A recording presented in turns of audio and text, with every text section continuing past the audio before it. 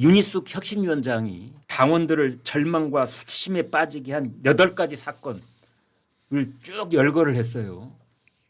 제가 그걸 보니까 이건 당을 그냥 공중분해 안 시키면 이거 책임 물을 수 없겠다 싶을 정도로 쭉 얘기를 했던데 지금 뭐 그 정도 각오가 필요할 만큼 필요하다 뭐가 지금 쇄신이 필요하다는 건지 어떻게 봐야 됩니까?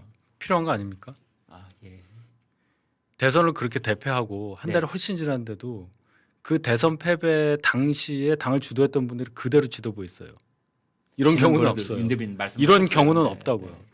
앞에 두 줄에 계신 분들이 뒤로 가셔야 됩니다. 상징적인 의미예요.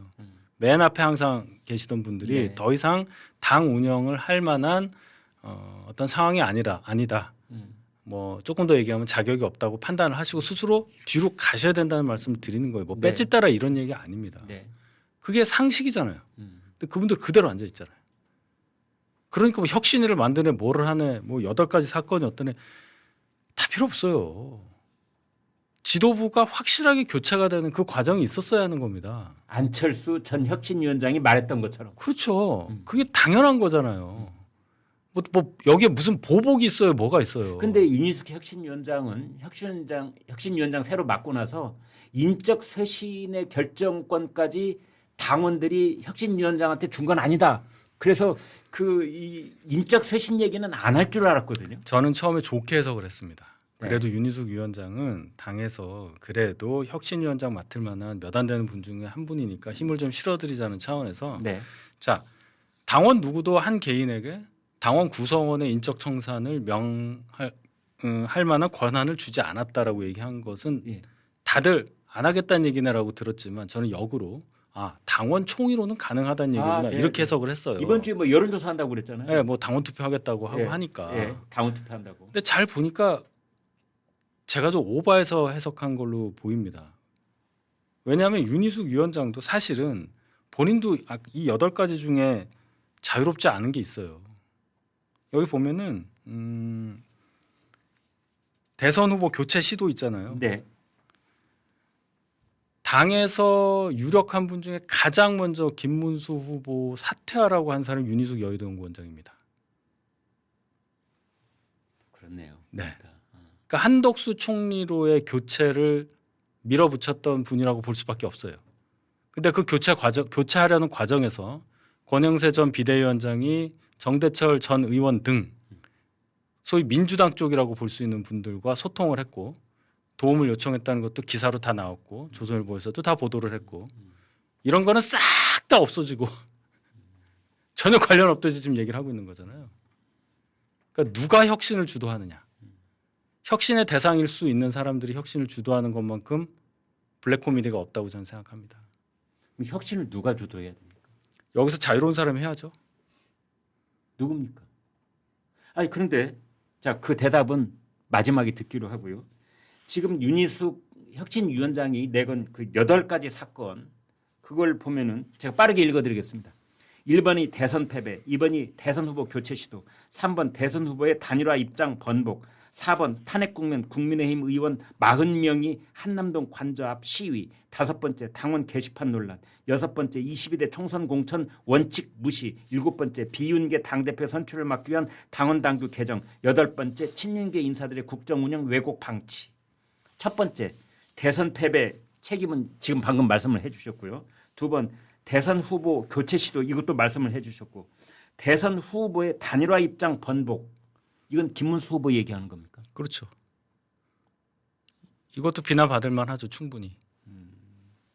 그러면 이제 그 권영세, 권성동, 김문수 얘기까지 나왔습니다. 네 번째 탄핵 국면 국민의힘 의원 40명 한남동 관저 앞 시위 이건 어쩌자는 거예요? 입장을 밝히시면 됩니다. 이 45분이 사과를 하셔라. 사과라기보다 당시에 어떤 상황이었고 어떤 마음으로 갔다 입장 표명을 하시면 돼요. 이걸 빠지시려고 해서 그래요. 왜냐하면 이 이후에 벌어진 상황이 더 있어서 그래요. 정광훈 집회에 가셨고 전환길과 손잡고 성공동을 했어요. 이 40명 대표적인 사람이 누굽니까? 좀 45명입니다. 다선 의원으로 제가 명단을 갖고 있는데요. 예. 근데 뭐 제가 명단을 불러드려요? 그럴 수는 없잖아요. 아니 그 중에서 핵심적인 전국적 지명도가 있으신 분들 그렇게 되면 제가 이분들을 무슨 윤상현 의원? 있습니다. 아 있습니까? 네. 나경원 의원이 있습니다. 아, 그분들이잖아요. 제일 많이 국민들이 알고 있는 이름이. 그러니까 그분들이 주도적으로 했는지는 모르겠지만 일단 눈에 띄는 분들이 그런 분들이잖아요. 그러니까 입장을 밝히시면 돼요. 그때 상황에서 왜 전광훈과 그런 얘기를 했었고 왜 전환기를 손잡고 가서 계몽령을 알려줘서 고맙다 네. 이런 얘기를 하셨는지를 설명을 하시면 돼요. 아. 그런 일이 없었다는 듯이 말씀을 하시니까 거기에 분노하는 거예요. 상황이 있었겠죠. 그때 절박했잖아요. 그거에 대해서 막 너무 차갑게 그럴 수가 있어 이거 아닙니다. 설명만 해주시면 돼요. 근데 그걸 그냥 넘어가니까 아무 일도 없었다는 듯이. 그런데 지금 현재 국민의힘 당원들 그 코어 부분에는 윤석열 대통령 지지자들이 지금도 윤석열 대통령이 가령 뭐 검찰에 나온다든지 하면은 그 검찰 청사 앞에 가서 응원의 메시지를 계속 보내는 그런 분들이 수백 명이 계시잖아요. 예? 그럼 그분들은 또 어떻게 합니까? 그분들을 코어라고 표현하신 것에 대해서는 의문의 여지가 있습니다. 아, 예. 제일 열심히 하시니까. 열심히 하는 방향이 없어요. 공허한 겁니다. 다른 분들은 그만큼 안 하잖아요. 이런 분들은 무슨 일이 있으면 방향이 없다고 그랬잖아요.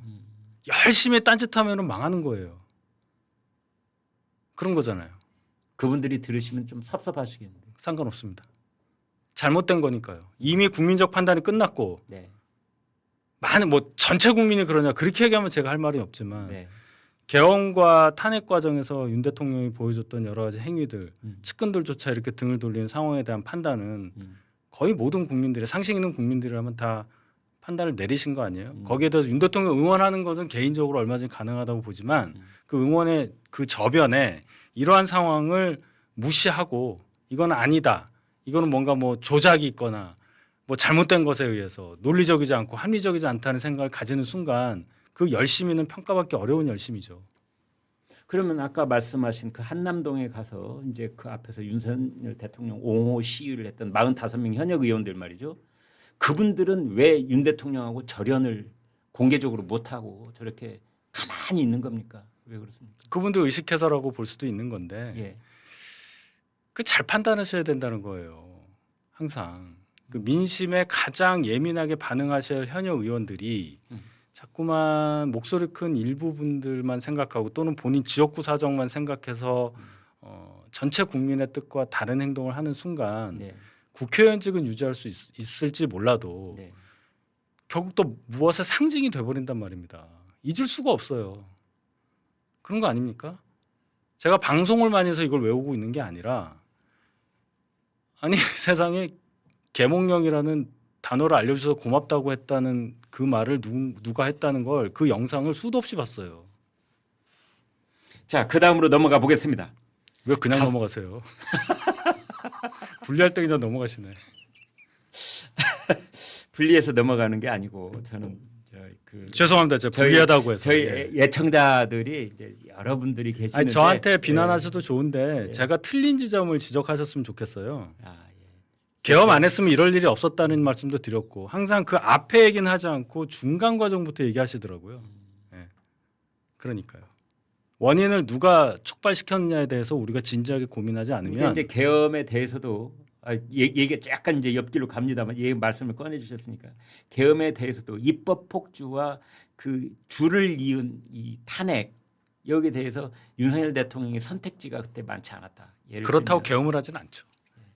또 이제 그것이 단순히 입법 폭주와 줄 탄핵 때문이었느냐 아니면 김건희 여사를 보호하기 위해서였느냐 뭐 여러 가지 두 갈래 말이 있기는 있습니다만 김건희 여사의 배우자는 윤석열 대통령이에요. 당이 아니고. 왜 그걸 구별을 못합니까? 자, 그래서 그 다음 얘기로 넘어가도록 하겠습니다. 지금 윤희숙 혁신위원장이 내건 그 8가지 사건 중에 5번째가 당원 게시판 논란이 들어 있습니다. 이제 이것은 기억나기로 한동훈 전 대표가 떠오르는데요. 맞습니까? 이거를 넣었다는 것에 대해서 대단히 실망을 했어요. 자, 이 얘기는 예. 어떻게 대통령을 네. 여당 대표의 가족이 비난할 수 있느냐라는 전제를 깔고 하는 얘기예요. 근데 그때 대통령이 어떠한 행위를 하신 것에 대해서 비난을 했느냐를 보지 않고 네. 대통령을 여당 대표의 가족이 이렇게 된 겁니다. 이 얘기는 한동훈 대표를 배신자로 모는 그 프레임하고 똑같은 거죠. 야 어떻게 검찰총장도 안 거치고 그런 사람을 갑자기 법무부 장관으로 몇 단계 띄워가지고 출세시켜준 사람한테 이럴 수 있어 이거잖아요 지금. 이 왕조 시대냐는 거죠. 딱 거기에 갇혀 있어요. 배신자라는 프레임이 과거에 다른 의원이 박근혜 전 대통령에 대해서 했었던 거하고 전혀 다른 프레임으로 똑같은 단어를 쓰고 있더라고요. 인간적으로 어떻게 그럴 수 있어? 이렇게 나가는 거예요. 보니까. 그러면 윤희숙 혁신위원장은 지금 어느 개파를 막론하고 당에 있는 전체에 대해서 지금 이른바 기관단총을 난사를 하고 있는 겁니까? 난사요. 방향성 없이 그냥 전체를 향해서 죄송한 말씀인데 45명에 대해서 한번 기관총 쏘아. 난사라는 표현이 저는 그렇게 틀려 보이지는 않고요. 그러면 윤희숙 위원장의 목표가 뭐냐? 예. 아마도 저는 임차인입니다라고 말했던 2020년 7월 정도의 위상으로 다시 돌아오고 싶은 그런 욕망이 내재되어 있는 것 같아요. 다시 관심 받고 싶어 하고. 그래서 자꾸 이렇게 던지는 것 같은데 어느 쪽으로도 환영받지 못한다는 걸 떠나서 혁신의 방향에 있어서 의심스러운 부분이 많습니다. 인적 쇄신을 하겠다는 건지 말겠다는 건지 모르겠고요. 가장 중요한 거는 최고위원회를 없애는 거예요. 그 안. 중앙당무위원 당무회의라는 걸 만들어서 당대표는 하나만 뽑고 나머지 원외 둘 여성위원장, 청년위원장, 사무총장은 당대표가 임명할 수 있으니까 그 중앙당무회의라는 것을 당대표가 장악해서 강력한 리더십을 갖고 있지 않겠느냐라고 하는 건데 양쪽을 다 죽이는 겁니다. 뭐냐. 그 중앙당무회의가 위상이 어떻겠어요. 선출된 최고위원이 아무리 원외라도 선출된 최고위원이 하는 말은 다릅니다. 근데 선출되지 않은 원외 당협위원장 이리 오세요. 이렇게 해가지고 여성위원장 오세요. 청년위원장 누군지도 모르는 사람 앉혀놓고 회의하는 그 회의체의 대표가 어떤 위상을 갖고 있는가를 생각을 안 했을까요? 친윤이라고 하는 구주류 입장에서는 좋죠. 어차피 구주류의- 자기들 사람이 갈 수가 있으니까. 그럼 말할 것도 없고 설령 아닌 사람이 가더라도 뭐 자기들끼리 소꿉놀이하네 이렇게 격화시키면 되는 거예요. 결국은 당의 최고 의사결정 기구를 의원총회로 격상시키는 겁니다. 그런 의도라고 봐야 되기 때문에 이거는 이렇게 하면 안 되는 거예요. 뭐 잘못 아시는 분들은 당 총재 시절로 가냐는데 당 총재는 그러지 않았잖아요. 부총재를 임명하고요. 결정적으로 원내대표로 원내 총무하고서 총재가 임명을 했어요. 정책의장도 임명을 하고 당 사명, 그랬어요. 사무총장. 네. 당 사명. 지금 그게 아니지 않습니까? 원내대표가 뒤에서 다 하는데요. 오죽하면 원내대표가 비대위원장이에요.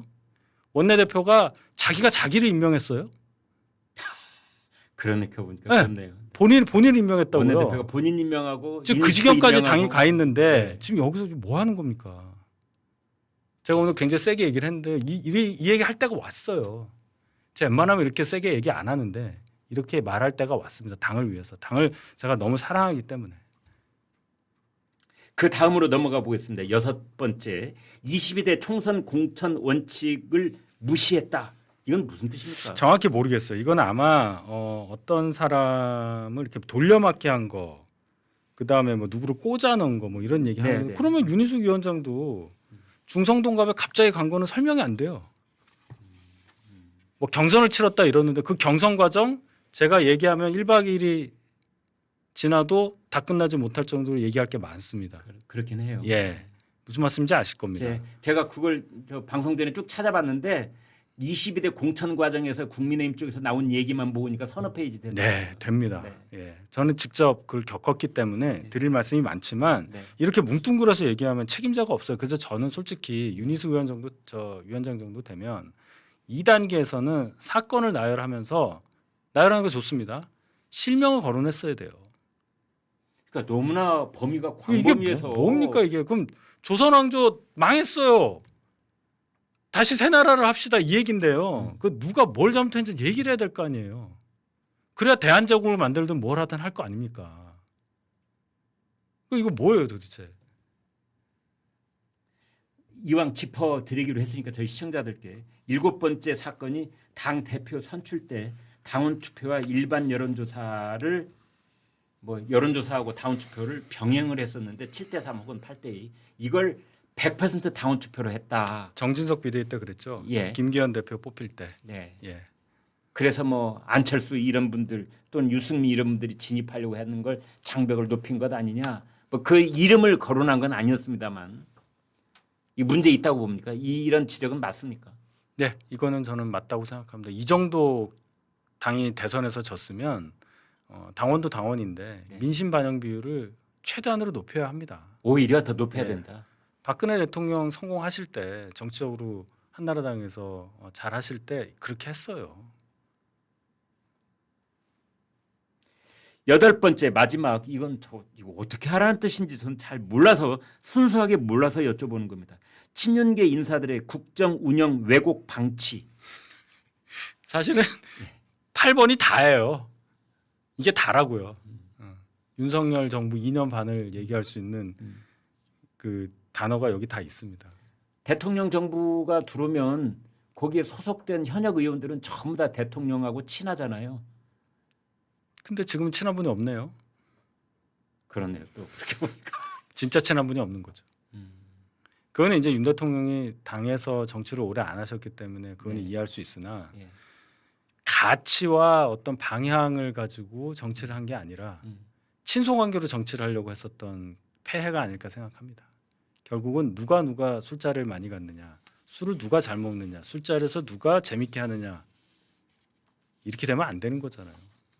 그래서 윤희숙 의원이 말한 바 이제 탄핵 사과 필요 없다는 분은 쇄신 영순이라는 건 제목으로 다들 뽑혀 나왔는데 아무튼 당원들을 절망에 빠지게 한 8가지 사건을 쭉 보니까 이건 지금 국민의힘 현역 뭐 100여 명 그 현역 의원들 플러스 원외 당협위원장들 플러스 이분들이 쭉 일렬 횡대로 서가지고 땅에 머리를 짓지으면서 국민들한테 사과하라 이런 뜻인가요? 어떻게 봐야 됩니까? 그렇게 보이고요. 예. 이제 본인이 제일 먼저 하면 돼요. 아 본인이 그러려고 한 거다라고 하면 제가 정말 박수 치겠습니다. 예. 왜 한덕수 총리를 자격 없는 한덕수 총리를 김문수 후보와 맞바꾸려고 했던 시도에 선봉장을 하셨는지 거기서부터 통렬하게 반성하고 네. 입장을 밝히시면 제가 윤희숙 위원장을 위해서 뭐라도 하겠습니다. 지금 윤희숙 위원장의 이런 혁신위원장의 이런 안은 당내에서 지지가 어느 정도입니까? 없죠. 싸늘합니까? 지금? 예, 그럼 지금 혼자 목소리 내고 있는 거예요. 그렇게 봐야죠. 제가 지금 드린 말씀이 그렇게 틀린 말은 아닐 거예요. 하긴 여기 내놓은 거 보니까 친윤계든 친한계든 다 불만이 있죠. 다 불만이 뭐 어쩌자는 있겠어요. 거야 이렇게 나오는 거죠. 어쩌자는 친윤계 거야. 쪽에서는 그럼 다 망하자는 거냐는 얘기하는 거고 네. 친한계 쪽에서는 아니 이게 이렇게 뜨뜻미지근하고 단계는 왜 얘기해? 뭐 이렇게 되는 거죠. 정체가 뭡니까? 이렇게 물어보는 거죠. 네, 알겠습니다. 이상은 윤희석 전 국민의힘 대변인과 함께한 시간이었습니다. 대단히 감사합니다. 예. 네, 시청자 여러분, 1시간 13분 동안 어떻게 들으셨습니까? 정말 솔직한 당 내부의 목소리를 저희가 들을 수 있었다. 저는 그런 느낌인데요. 아무튼 오늘이 월요일이고 이제 이번 주 뭐 비도 오고 있는 상황 속에서 이제 한꺼풀 더위도 물러나고 현재 인사청문회 진행되는 것 뭐 일일이 방송 챙겨 보시는 분도 많지 않은 것 같더라고요. 그렇지만 뉴스는 계속 거기서 나오고 있고 인사청문회가 한쪽에 이렇게 있고 다른 한쪽에는 이제 세 곳 특검이 또 계속 진행이 되고 있습니다. 특검에서도 매일같이 뉴스가 쏟아지고 있고 이쪽은 인사청문회가 쏟아지고 있습니다. 특검은 여권에서 야권을 공격하는 그런 이제 인상이고요. 인사청문회는 원래 야권의 놀이터가 됩니다. 야당 의원들이 인사청문회를 통해서 그 새로운 그 출범 정부의 여러 가지 어떤 왜곡 비합리 이런 것들을 통렬하게 지적을 하는 이제 이런 장이 돼야 되는데 양쪽에서 나온 뉴스 도대체 방향이 어느 쪽으로 가고 있는지 정확하게 모르는 상황이 계속되고 있다 이렇게 말씀드릴 수 있겠습니다. 오늘 여기까지 하겠습니다. 여러분 대단히 감사합니다.